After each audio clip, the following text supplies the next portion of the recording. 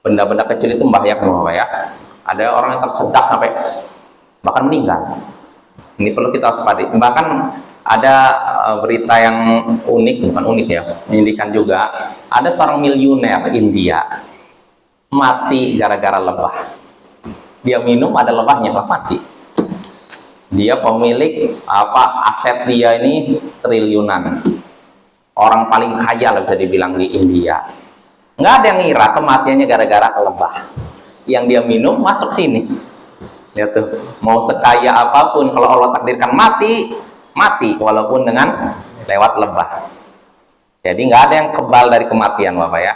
Dan tidak ada yang kebal dari penyakit. Jadi jangan dibayangkan orang kaya tuh orang yang sehat, bebas dari penyakit, enggak juga. Dulu kalau pikiran kita ketika masih kecil orang kaya kayaknya sehat terus, belum tentu. Bahkan penyakit mereka lebih dahsyat dibandingkan orang yang nggak berduit ya. Jadi mereka kan apa? Pertama, makanannya tidak terjaga juga. Walaupun mereka sekilas suka yang bersih, sekilas ya orang kaya, tapi mereka suka makanan yang serba jadi, junk food. Nah itu bahaya juga Bapak ya. Ada orang, saya punya kenalan, nggak perlu saya sebutkan, kaya raya ya, rumahnya bagus, ya meninggalnya gara-gara apa? Ya karena itu makanannya model begitu, junk food itu. Jadi dia terkena bagian hatinya. Akhirnya apa? Karena terus udah diobat sana sini nggak sembuh, akhirnya mati juga. Ternyata faktor itu makanan. Jadi karena itu diantaranya. Dan faktor ini kadang pikiran. Karena ini kalau orang kaya yang jauh dari agama. Karena apa? Fokusnya dunia nggak dapat stres. Belum lagi persaingan dengan lawan bisnis stres, akhirnya apa? Kena kemah, kena sini, stroke, mati. Ya kan kayak gitu kan?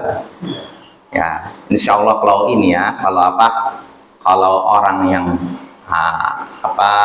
ahli agama, ahli dunia dan menjaga makanan, insya Allah terjaga dari namanya stroke, Bapak. Stroke itu dua faktor sebenarnya. 3 lah. Pertama makanan, pikiran, usia. Para ulama yang terkena stroke ini karena memang usianya sudah sangat tua. Nggak ada ulama yang ketika masih usia muda kena stroke, kecuali kalau ulama yang mungkin tidak jaga makanan ya. Tapi kalau ulama tersebut jaga makanan, dia tersibukkan dengan ilmu dan masih olahraga juga, insya Allah terjaga Bapak ya. Tapi kalau memang dia juga nggak jaga makanan, nggak jaga fisik, ya mungkin kena juga. Tapi biasanya stroke itu terkena, atau orang yang kena stroke itu adalah orang yang terlalu sibuk dengan dunia. Pikirannya bukan pikiran akhirat. Kalau mikir dunia terus stres. Sehingga kenapa? Darah tinggi mungkin, setelah itu nyambung itu, darah tinggi langsung stroke itu nyambung apa ya. Lalu kita lanjut. Jadi itu ya. Jadi sekali lagi kita harus jangan minum dari tutup kendi karena dikhawatirkan ada yang masuk ke badan kita. Adapun dari botol, kata para ulama, maka itu diperbolehkan kalau kita minumnya sendiri. Adapun kalau minumnya bersama, maka jangan juga. Ya, karena orang setelahnya kalau kita minum langsung nempel, akan apa? Ada rasa jijik ya. Nah itu adab-adab yang sudah kita bahas. Nah sekarang kita masuk penghujung Kitabul Asyribah, kitab tentang minuman-minuman. Di sini berkata Imam Asy-Syaukani rahimahullah, wa idza waqa'atin najasatu fi syai'in minal ma'i'at lam yahilla syurbuh wa in kana jamidan ulqiyat wa ma haulaha. Jika najis jatuh kepada sesuatu yang cair, kepada benda yang cair, maka cairan tersebut tidak boleh diminum, tidak halal diminum. Jika najis jatuh kepada sesuatu yang cair, benda cair, maka cairan tersebut tidak halal diminum. Wa in kana jamidan ulqiyat wa ma haulaha. Tapi kalau benda yang dijatuhi najis tersebut padat, bukan cair, maka yang najis itu dibuang, dan begitu juga yang di sekitar najis tersebut. najisnya dibuang, dan begitu juga zat yang di sekitar najis tersebut yang dibuang. Artinya sisanya silakan dimakan, bukan wajib dimakan. Artinya dipersilakan untuk dimakan, nggak ada kewajiban upaya. Kalau misalnya ngerasa jijik, saya walaupun yang sapi-sapinya boleh tapi saya nggak makan, nggak masalah juga ya. Jadi nggak dipaksakan harus makan, kalau nggak makan dosa, nggak juga ya. Ini kembali kepada selera kita Bapak ya. Nah, apa dalilnya yang seperti ini? Kalau misalkan yang najis jatuh ke yang cair tidak boleh diminum, tapi kalau yang padat cuma dibuang najisnya dan apa zat yang di sekitar najis tersebut, apa dalilnya? Imam Asy-Syaukani menyebutkan dalilnya di sini. Kata Imam Asy-Syaukani rahimahullah, wa amma kaunu ma waqa'at fihi an-najasa idza kana ma'i'an lam yahilla syurbuhu wa in kana jamidan ulqiyat wa ma hawlaha fali hadithi Maimunah 'inda al-Bukhari wa ghairihi anna Rasulullah sallallahu alaihi wasallam su'ila an fa'ratin waqa'at fi samnin famatat faqal alquha wa ma haulaha wa kulu samnakum. Adapun jika najis jatuh ke suatu yang cair maka tidak boleh diminum, dan kalau jatuh kepada benda yang padat maka najis tersebut dibuang. Begitu juga yang di sekitar najis tersebut. Itu berdasarkan hadis Maimunah dalam Sahih Bukhari dan selainnya, bahwasanya Rasulullah Sallallahu Alaihi Wasallam ditanya tentang tikus yang jatuh ke keju lalu mati. Jatuhnya ke keju apa? Lalu mati. Maka beliau pun bersabda, jadi beliau ditanya nih, wahai Rasulullah, gimana nih? Ada tikus masuk ke keju lalu mati di situ. Apa yang harus kami lakukan? Maka beliau pun bersabda, buanglah tikus tersebut dan apa yang di sekeliling tikus tersebut dan makanlah keju kalian. Jadi kalau misalkan ini Bapak, ini anggap kayak gini. Tikusnya mati di sini nih. Berarti yang dibuang yang mana? Tikusnya ini, yang tikusnya besar nih, buang, dan yang sekitarnya ini. Sisanya silakan makan ya, kalau kita memang mau. Tapi kalau nggak mau, saya jijik ya silakan juga ya, tidak ada kewajiban harus makan ketika itu. Jelas Bapak ya. Ini kalau padat. Lantas sebagaimana kalau bentuknya cair? Ada juga hadisnya di sini disebutkan oleh Imam Syaukani dari riwayat Ahmad dan Abu Daud, Tirmidzi secara muallaq dari Abu Hurairah. Ia berkata, Rasulullah Sallallahu Alaihi Wasallam ditanya tentang tikus yang jatuh ke keju lalu mati. Maka beliau pun bersabda, in kana jamidan fakhuduha wa ma haulaha tsumma kulu ma baqi. Kalau apa yang dijatuhi oleh tikus tersebut memang padat, maka ambillah tikus itu dan yang di sekelilingnya, lalu makanlah sisanya. Buanglah tikusnya, ambillah tikusnya dan yang sekelilingnya, dan makanlah sisanya.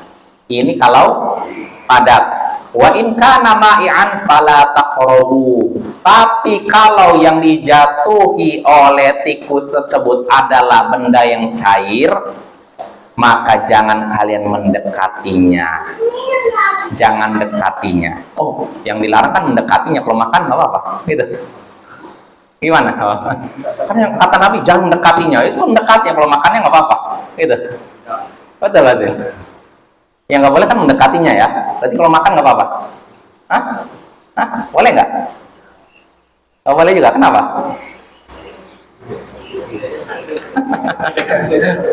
Ya sama seperti ya.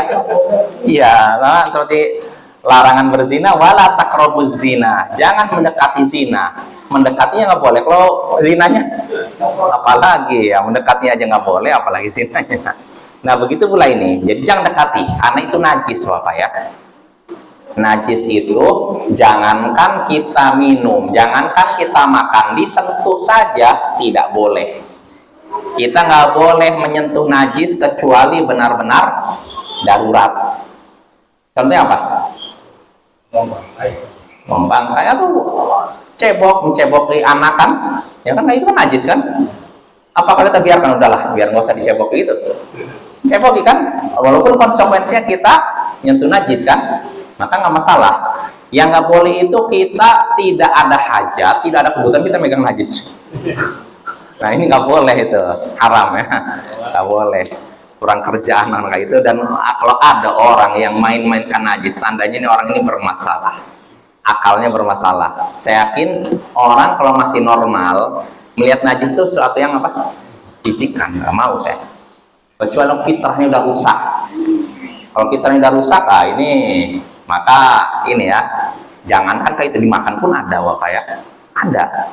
Kalau orang fitrahnya rusak, jangankan nyentuh najis, diminum pun ada. Nah, maka itu layak. Makanya kata para ulama, kalau ada orang yang memakan sesuatu yang najis, dia berhak dapat takzir, dapat hukuman yang tidak ditentukan batasnya dalam syariat. Kenapa? Fitrah manusia tidak suka dengan najis, membenci najis. Ini malah dimakan. Maka orang seperti ini harus kena hukuman. Walaupun tidak ada nasnya secara khusus dalam Al-Quran dan hadis, tapi orang seperti ini sudah menyalahi fitrahnya. Fitrah sudah menyimpang jauh. Maka kalau dia melakukan itu, dia berhak dapat hukuman. Jelas Bapak? Maksudnya gini, kalau ada orang, misalkan apa ya, berzina, dalam keadaan nggak tahu kalau zina itu haram, mungkin nggak? Ada, mungkin di sekte tertentu, penganut agama tertentu menganggap ini zina mungkin halal. Maka kalau ada orang seperti ini, dia tidak tahu, lalu melakukan itu, dia kena hukuman nggak? Kena hukuman nggak? Tidak. Dapat dosa? Tidak, kalau benar-benar tidak tahu. Tapi kata para ulama, kalau ada orang yang makan najis dan alasan nggak tahu ini diharamkan, nggak diterima. Kenapa? Najis sesuatu yang menjijikkan menurut semua manusia, bukan umat Islam aja. Manusia yang fitrahnya ini ya, maksudnya yang waras. Kalau orang gila lain lagi ya. Kalau yang waras ngeliat najis itu sesuatu yang jijik gitu loh, sesuatu yang bikin nggak tenang gitu loh. Maka kalau ada orang yang memakan najis, mau minum najis, maka kata para ulama dia berhak atau pantas dapat hukuman. Karena apa? Fitrahnya sudah mengingkari itu. Gak usah bicara masalah agama, fitrah saja sudah menyatakan itu haram gitu ya. Ya, kita kembali lagi. Jadi jadi tadi kalau misalkan najis jatuh kepada sesuatu yang cair, maka tidak boleh diminum. Jangan dekat, kata Nabi. Tapi kalau jatuhnya najis ke benda yang padat, maka buanglah najisnya, dan yang sekitar najis tersebut, di sekitar lokasi jatuhnya najis tersebut, lalu sisanya silahkan makan. Bukan wajib makan, silahkan makan. Yang mau makan silahkan, yang tidak mau makan pun silahkan. Karena ini kan kembali kepada selera kita ya Bapak ya. Kalau saya pribadi rasanya gimana gitu, saya ini kejun jatuh tikus mati, kalau saya masih belum tenang untuk makan sekitar-sekitarnya, walaupun halal Bapak ya, tapi rasanya gimana teringat tikusnya gitu. Ya tapi yang mau makan silahkan ya, nggak ada paksaan. Nah itu ya. Lalu berikutnya, pembahasan berikutnya yang disebutkan oleh Imam Syukani, ini pembahasan terakhir dalam Kitabul Asyribah. Wa yahrumul aklu wa syurbu fi aniyati dzahabi wal fiddah. Diharamkan makan dan minum di bejana yang terbuat dari emas dan perak. Diharamkan makan dan minum di bejana yang terbuat dari emas dan perak. Ya, bejana maksudnya tempat makan minum, misalkan piring dari emas, piring dari perak, ini haram makan di atas ini. Atau minum gelas dari perak, gelas dari emas, ini diharamkan. Ya. Apa? Sendok. Nah, nanti akan ada pembahasannya Pak. Kita bahas dulu ini dulu, makan dan minum dulu, bejananya. Nah, ini haram Bapak ya. Apa dalilnya? Imam Syukani menyebutkan dalilnya di sini. Wa amma tahrimul akli wa syurbi min aniyati dhahabi wal fiddah fali hadithi Hudzaifah fi sahihain wa ghairihima qal sami'tu Rasulullah sallallahu alaihi wasallam yaqul la talbasul harir walad dibaj wala tashrabu fi aniyati dhahabi wal fiddah wala ta'kulu fi sihafiha fa innaha lahum fid dunya wa lakum fil akhirah. Adapun diharamkan makan dan minum menggunakan bejana dari emas dan perak, itu berdasarkan hadis Hudzaifah dalam Sahih Bukhari, Muslim dan selainnya. Hudzaifah berkata, aku mendengar Rasulullah sallallahu alaihi wasallam bersabda. Aku mendengar, artinya langsung ini, tidak ada lewat perantara. Hudzaifah langsung dengar dari Rasulullah sallallahu alaihi wasallam. Hudzaifah di sini berkata, aku mendengar Rasulullah sallallahu alaihi wasallam bersabda, jangan, artinya ya, jangan kalian menggunakan harir dan dibaj. Ini hampir sama. Sutra, dibaj lebih entah lebih kasar atau lebih lembut lagi gitu. Dua-duanya sutra. Jangan kalian menggunakan pakaian dari sutra, istilahnya gitu. Dan jangan kalian minum menggunakan bejana dari emas dan perak, jangan. Piring atau apapun ya, gelas dari emas perak nggak boleh. Wala ta'kulu fi sihafiha, dan jangan makan menggunakan nampan dari emas dan perak. Nampan besar dari emas dan perak. Ya, ada ya, pasti ada. Ketika Nabi melarang begini, pasti ada yang melakukannya, ya nggak? Siapa kira-kira? Para raja, ya kan, nggak mungkin orang miskin. Ini orang para raja, mereka melambangkan kemegahan dengan makan piringnya dari emas. Iya, minuman dari perak, kelihatan melampahkan apa kemewahan, ya kan. Nah, jangan, kata Nabi, jangan makan dari nampan yang terbuat dari emas dan perak. Kenapa? Karena itu milik mereka di dunia dan milik kalian di akhirat. Itu makan bejana dari emas dan perak, tempat minum dan makan dari emas dan perak, ini milik mereka di dunia dan milik kalian di akhirat. Milik mereka, milik siapa? Orang kafir. Artinya mereka, orang kafir silahkan makan menggunakan emas dan perak di dunia, tapi mereka tidak akan dapatkan itu di akhirat. Kalian akan dapatkan itu di akhirat. Apa yang diharamkan atas kalian di dunia jadi halal bagi kalian di akhirat, dan apa yang dihalalkan atas mereka di dunia diharamkan bagi mereka di akhirat, gitu loh. Nah, ini ya. Lalu ini hadis pertama. Hadis kedua dari Ummu Salamah. Di sini Nabi sallallahu alaihi wasallam bersabda, innal ladzi yashrabu fi ina'il fiddah innama yujarjiru fi batnihi nar jahannam. Sesungguhnya orang yang meminum dari bejana perak yang terbuat dari perak, sesungguhnya dia sudah memasukkan ke dalam perutnya api jahanam. Dia sudah memasukkan ke dalam dirinya api neraka jahanam. Artinya ini haram apa makruh? Kalau sampai ancamannya neraka jahanam, ini bukan cuma makruh, ini haram, Bapak-bapak ya. Nah, ini semua menunjukkan ada hadis lagi yang terakhir. Ini penutup hadis riwayat Muslim dari Al-Bara bin Azib, ia berkata, nahana Rasulullah sallallahu alaihi wasallam 'ani syurbi fil fiddah. Qal man syariba fiha fid dunya lam yashrab fiha fil akhirah. Rasulullah sallallahu alaihi wasallam melarang kami minum menggunakan wadah dari perak. Beliau bersabda, siapa yang meminum dengan menggunakan wadah dari perak ketika di dunia, maka dia tidak akan meminum dengan menggunakan wadah tersebut di akhirat. Jadi kalau di dunianya dia minum menggunakan wadah dari perak, nanti di akhirat nggak akan minum dari itu. Dihalangi, diharamkan. Nah, ini semua menunjukkan terlarangnya makan dan minum menggunakan tempat dari emas dan perak. Ini sesuatu yang diharamkan berdasarkan hadis dan kesepakatan para ulama, ijma', Bapak. Nggak boleh kita makan menggunakan piring misalkan dari emas, piring dari perak, nggak boleh. Baik pelakunya pria maupun wanita.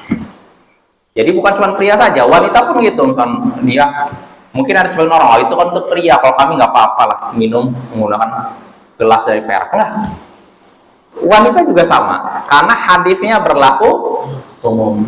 Ya, adapun wanita memang diperbolehkan menggunakan emas dan perak ini dalam hal perhiasan. Tapi kalau masalah makan minum tetap nggak boleh. Gelas apa ya? Emas, perak. Apa piring, gelas dari emas dan perak. Timbul pertanyaan, tadi pertanyaan Pak Rawi, bagaimana kalau dengan sendok? Bagaimana kalau misalkan apa lagi nih? Apa yang seringnya? Kursi dari emas. Atau yang pernah disaksikan oleh ini dosen saya cerita, entah dia nyaksikan atau mendengar, ada toilet dari emas. Pernah dengar? Iya, di Jepang ya, iya benar, toilet dari emas kan. Nah, apa hukumnya? Nah, kalau masalah makan minum menggunakan wadah dari emas dan perak, sepakat para ulama itu haram, nggak ada perbedaan pendapat. Nah, adapun untuk selain makan dan minum ini terjadi perbedaan pendapat. Ya, ada mayoritas ulama berpendapat haram.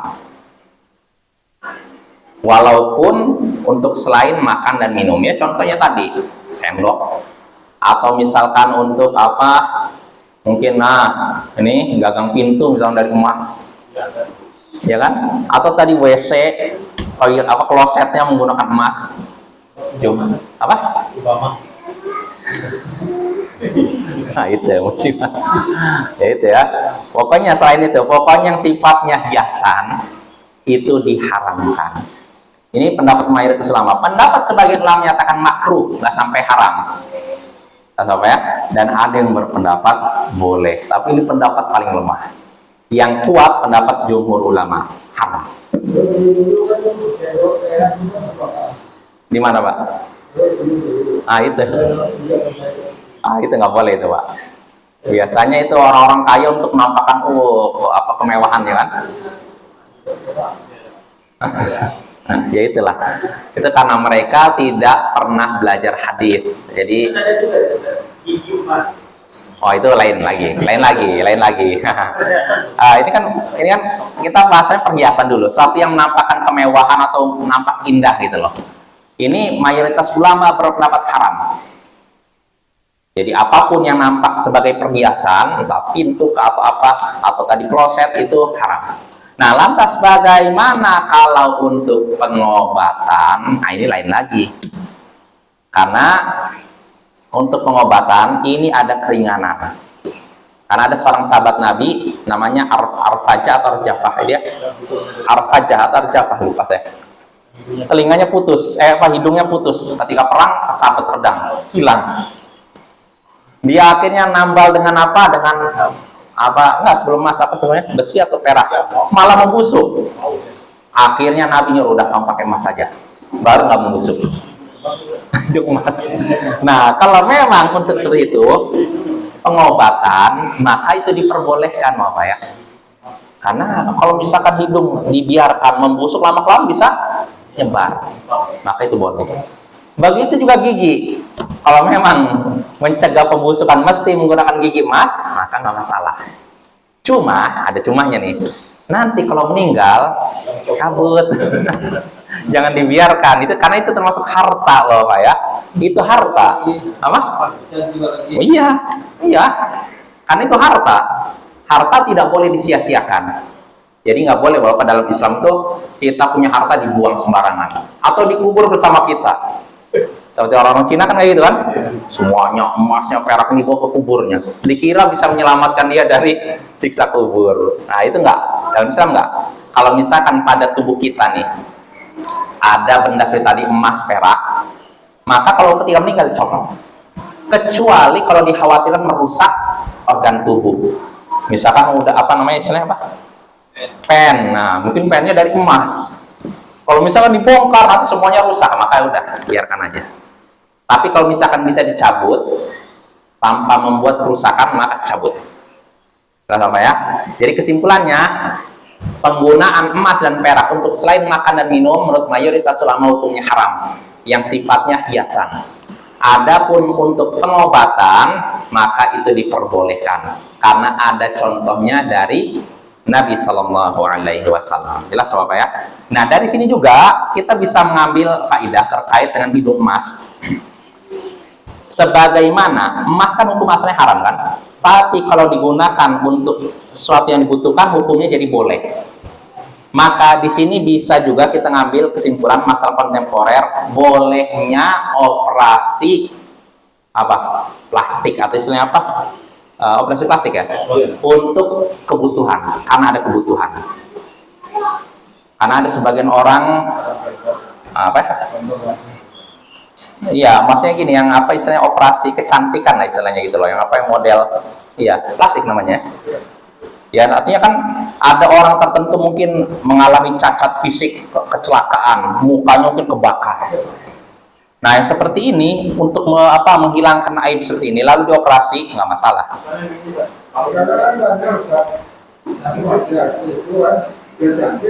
Ah itu nggak boleh. Karena itu bukan untuk pengobatan, itu untuk kecantikan. Sama seperti emas. Emas kalau dipasang untuk supaya cantik, supaya indah, nggak boleh. Tapi kalau untuk pengobatan, seperti tadi hidungnya dikasih emas, kan nggak masalah. Yang mana, Pak? Oh iya, itu merubah ciptaan Allah. Itu terlarang. Ini kompos kan? Itu dirapikan. Ada tuh. Iya, itu ya. Jadi merapikan itu. Jadi cantik ya. Iya, ya ada fatwa para ulama. Syekh Shalal Fauzan ditanya tentang hukum memakai kawat gigi. Nah kan, behel ya. Kata Syekh Shalal Fauzan nggak apa-apa. Kalau dalam rangka menghilangkan keburukan, nah.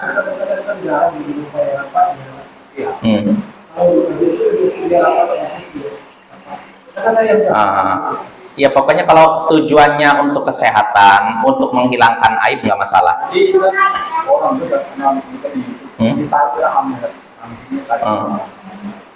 Begitu? Iya. Yang tadi kapannya? Gini ya. Jadi ke dalam daerah tiga kayak gigi normal. Cantik jadi gitu. Ya. Saya nggak percaya seperti itu. Iya. Intinya kalau kita untuk menghilangkan aib, sesuatu yang nampak nggak enak dilihat, bukan untuk supaya cantik ya, untuk menghilangkan ini aja, supaya nggak jadi bahan cemoohan. Kan bisa jadi kalau orang punya cacat tertentu, kan jadi bahan cemoohan kan. Maka kalau tujuannya seperti itu boleh, kata para ulama. Kalau itu enggak. Oh, ini aib pesek sampai ini kerancengin kan? Itu bukan aib, Pak. Bukan aib. Kecuali kalau misalkan hidungnya misalkan kecelakaan lalu ini ya itu boleh lah, teriris misalkan, itu boleh dioperasi plastik. Tapi kalau misalkan saya pesek nih kelihatan aib dibikin lanceng enggak? Kata para ulama itu enggak. Itu namanya mengubah ciptaan Allah. Berarti kan orang yang kulitnya hitam dan putih itu termasuk Iya, mengubah ciptaan Allah. Allah udah berikan dia kulit itu, kenapa dia ubah-ubah? Kadang-kadang kan ada lotion. Bisa berubah? Enggak sampai 100% enggak. Kalaupun mengurangi mungkin. Kayak apa ini kan? Hitam ini. Kuning dia ini. Kuning. Enggak, maksudnya itu nyambut dengan kuning ya. Warnanya keluar agak terang loh. Gimana aja? Ya nggak masalah. Itu kan, tapi saya yakin nggak sampai 100% gitu. Nggak bisa. Nggak bisa. Sampai-sampai Bapak ada ini orang bule. Jadi karena kita yang orang Indonesia pengen putih seperti orang bule. Orang bule ingin seperti kita. Jadi pernah ada orang bule ini berusaha untuk kulitnya seperti kita, berjemur terus. Akhirnya jadi memerah kulitnya malah. Nggak kayak kita kan. Makanya kita syukuri pemberian Allah. Karena apapun yang Allah berikan pasti baik. Operasi apa? Nah, ini juga nih Pak, ini menyambung dengan pembahasan ini. Operasi sesar Bapak, kata para ulama, kalau memang benar-benar tidak dibutuhkan dan menurut dokter nggak terlalu dibutuhkan, jangan. Karena itu menunjukkan kurangnya tawakal dia dan kesabaran dia menghadapi cobaan Allah. Namanya melahirkan ini kan coba dari Allah kan, artinya udah memang seorang ibu kan harus siap menghadapi itu kan. Maka jangan sampai sebentar oh sesar aja.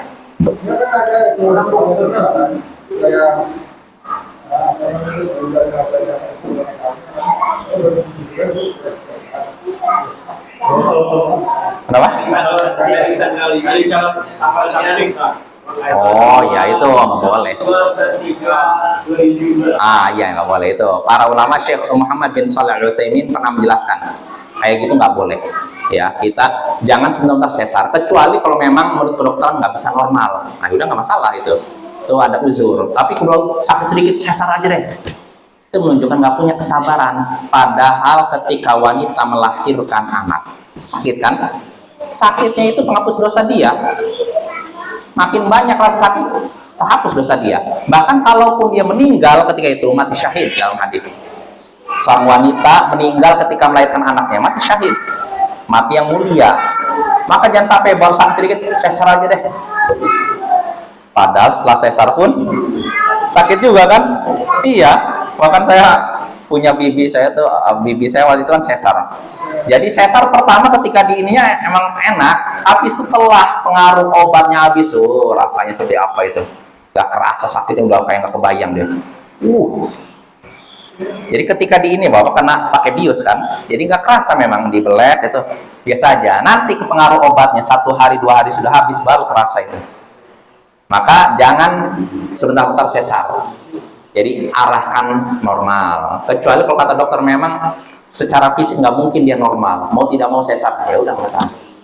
Cuma yang jadi masalah lagi bahwa ini PR enggak, yang nakal dokternya, karena nyari ini nih.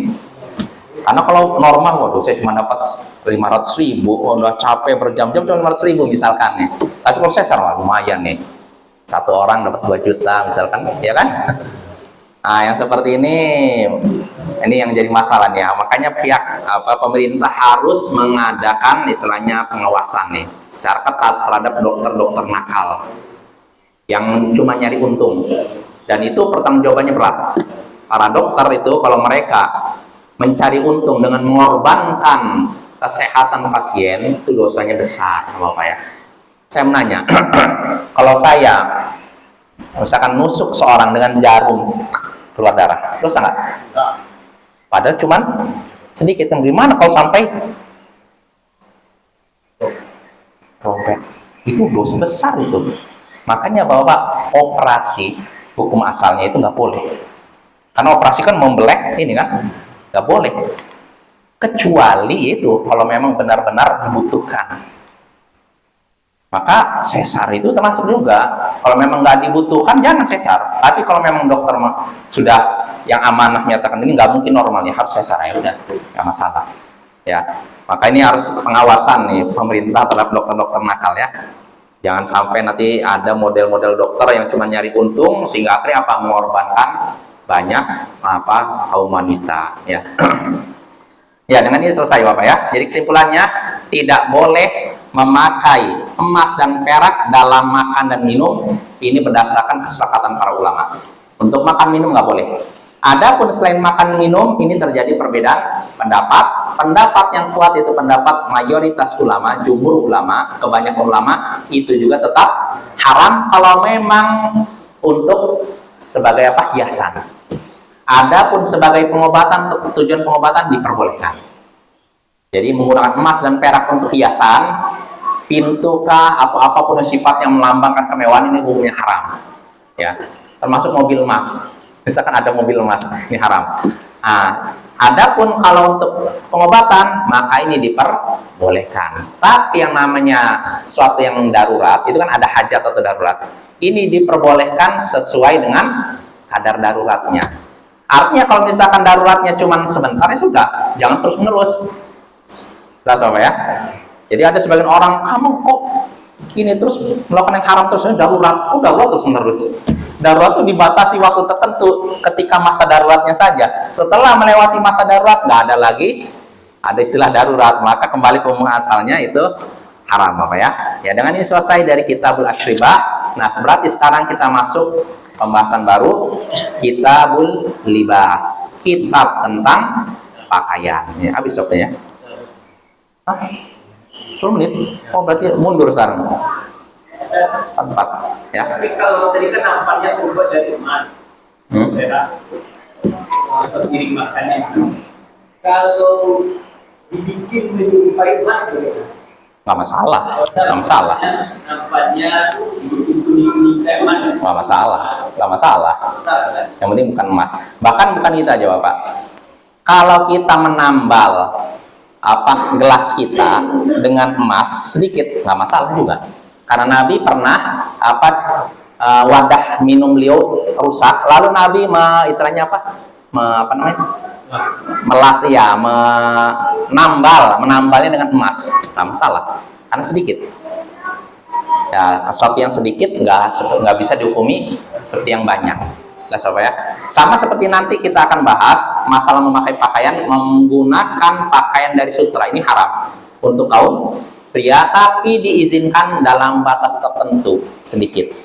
Seperti yang kita bahas dalam Adabul Mufrad, Nabi pernah menggunakan jubah yang bagian ujungnya dari sutra. Yaitu. Padahal Nabi sendiri menyatakan sutra ini tidak dihalalkan untuk kaum pria dari umatku. Tapi Nabi sendiri menggunakan. Cuma menggunakannya batasannya sedikit, cuma ujung-ujung itu. Pakaian Kisrawaniyah, Kisra, orang-orang Persia. Biasanya mereka jubah besar, lalu terbuat dari perak ininya.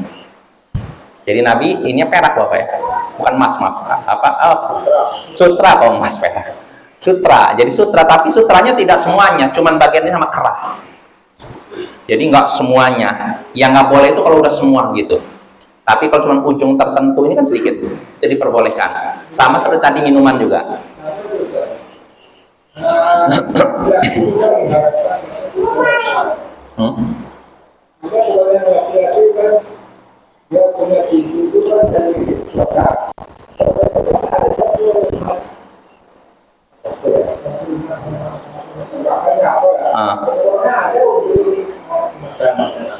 Oh iya, kalau campuran pokoknya nggak masalah, nggak murni itu nggak masalah. Kalau batas atau sedikit ya nggak masalah. Yang nggak boleh itu kalau murni, Pak. Itu baru nggak boleh. Kalau nggak boleh ya? Iya. Misalnya 70 lah Mas. Oh perak? Oh iya perak, iya campuran. Ya. Itu Bapak ya, itu terkait dalam masalah pakaian ya, atau tadi minuman. Intinya kalau misalkan menggunakan emas dalam bentuk kecil sedikit seperti menambal tempat minuman atau piring itu sedikit nggak masalah. Yang nggak boleh kalau dalam bentuk sempurna. Itu dalam masalah makanan minuman, wadah makan minuman, begitu juga pakaian.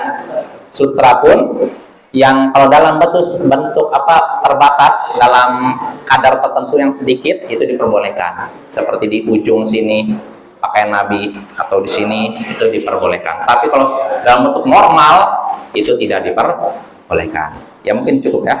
Soal pada pertemuan berikutnya aja lah. Karena baru datang nih. Soal pertemuan berikutnya kita lanjutkan Kitabul Libas. Lalu berikutnya Kitabul Udhiyah. Udhiyah udah pernah kita ya.